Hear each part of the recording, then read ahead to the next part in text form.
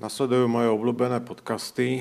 Tu si prezerám stiahnuté videokasty, ktoré mám prihlásené z iTunes. Napríklad zo známeho seriálu jeden diel, ktorý je mimochodom zadarmo. No a keď ukončíme video, tak sa nám aplikácia nevráti do iPod, ale do aplikácie video.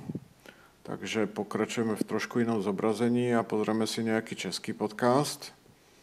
Týchto pánov určite poznáte. Dobrý den, přátelé, vítám vás u 640. dílu Digitu, zdravím Petr Mára. A Honza Březina, ahoj. Tentokrát máme speciální díl, protože se budeme věnovat produktu, na který všichni dlouho čekáme, a je to iPad. iPad, přesně tak. Takhle iPad vypadal před 20 lety?